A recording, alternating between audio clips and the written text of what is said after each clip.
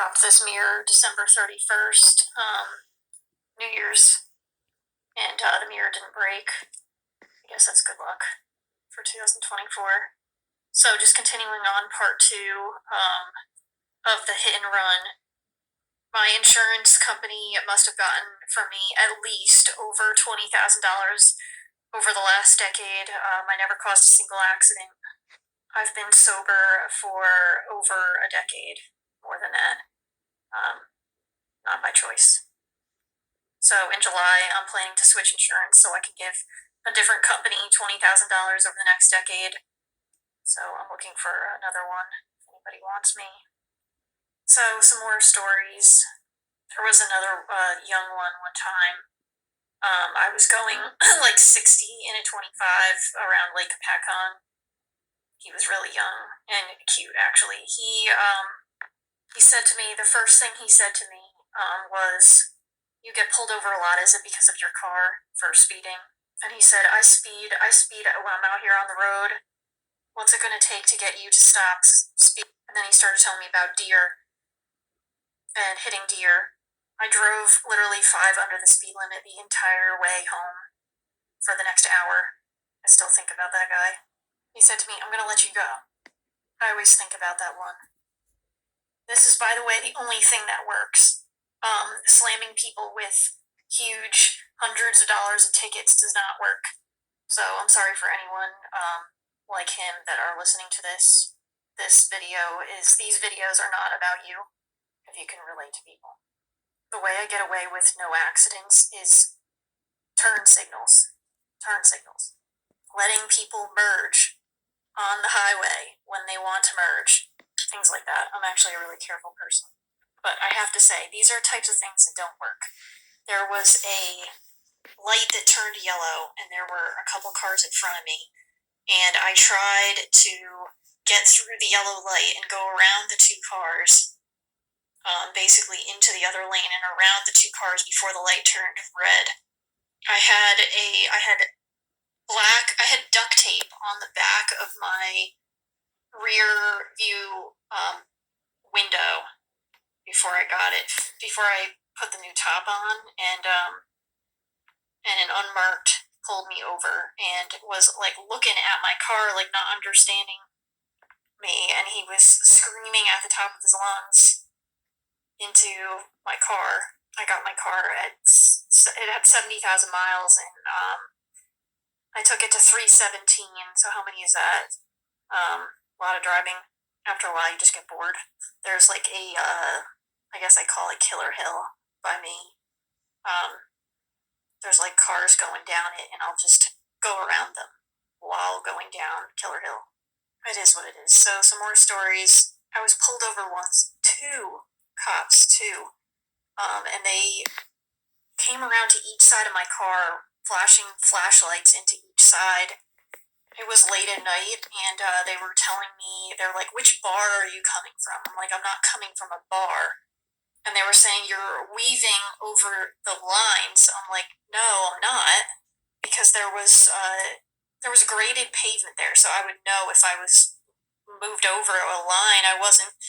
And then they told me that I had a tail light out. I got home. Well, they gave me a ticket.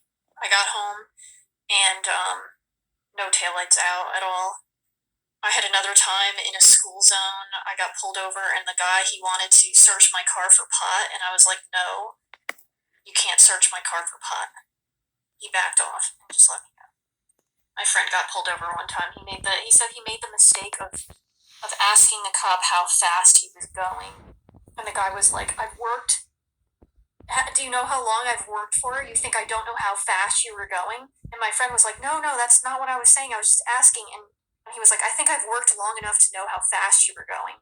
So he said, "I can tell your speed by the sound of your car." So he's like, "Do you want to play games with me?" He's like, my friend's like, No. So I'm just saying, the Lake Pacon one or anyone like that, please, this is not about you. But I just have to tell these stories. That's why I'm saying, if I had known that nothing would have been done in my case, I would have hopped in my car and chased her down myself. But I learned that day, not only when you're in a car accident, basically you have to be a cop. they do investigate, but it's like you gotta push, push, push. Right from the start, I was basically told nobody died, so it doesn't matter. I mean, I highly doubt you would say that yourself if your car is completely destroyed. You're out looking at like $8,000 worth of damage or however much damage, and you literally see some drunk woman driving on the road to hurt somebody else. I highly doubt you'd say that. They basically said it's a lost cause, and I would say, no, we need to find this woman. I was saying that we need to find this woman. I called them up, I gave them my witness when I found her, and one of the first things said to me was, how do I know that you don't know her? Like trying to discredit this witness that, I mean, it's hard to find, I found a really good witness. And then I told him, I said, I can show you a screenshot. I can show you my initial conversation with her, how I found her online. So that kind of shut that down. But I mean, it's like, whose side are you on here? Trying to discredit a witness? The thing is I'm trying to be fair. I understand that you have to have like foolproof, like solid evidence. So I think the nicer way of saying it is, okay, can you show that you have no connection with this woman or something like that, not the way that it was phrased. Like I said, it's just every step of the way, push, push, push. That's what it feels like. My perception of it, take it or leave it. So anyway, got some side jobs back, taking care of Miro. She's doing good. Got dumped by that 1 year guy not too long ago. Feeling pretty good. So I just want to show everybody, this is my tent. This is legit. I've told you about the tent. The tent is real.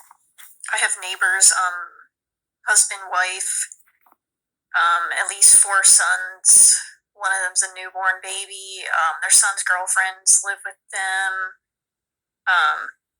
There's a full-grown man that lives with them.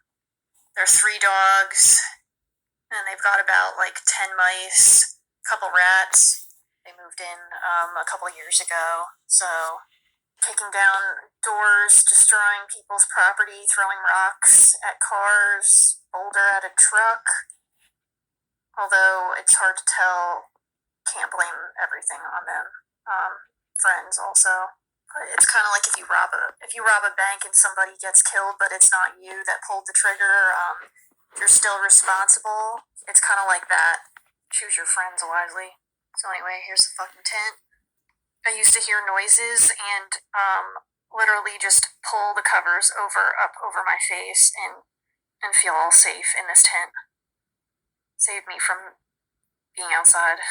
I've been here like going on 8 years or something. First time I've ever had to do this. I was hearing mice literally doing circles around this room all night long. They were knocking down vases, stealing donuts downstairs. Had to get an exterminator, which was interesting because I got this one guy, Kamar. He grew up in New York City and he's afraid of rats and mice. So my exterminator afraid of rats and mice, but he's very good, really good. You really can't make this shit up. Talk about rough times. I haven't heard anything in a while now, so hopefully take this thing down soon. I started selling on eBay, probably Etsy soon, jewelry. If I don't now, I might put some links in my description, so always check my descriptions. eBay's pretty cool. I like eBay. Back to working at a farm I teach with the kids, with the horses. Probably one of the greatest jobs ever, but it gets kind of crazy. Some of the horses at farms, it all depends on the farm. Some of the farms, the horses can get rough. Kids are cute. You can't get too mad. They'll leave like a gate open or something, and like all the horses will be running out, and before you know it, you're like bear hugging them and bringing them back into the field. 1,200 pounds running past you. I seem nice. I have a sweet exterior. The best is seeing people's eyes get big when they realize the truth.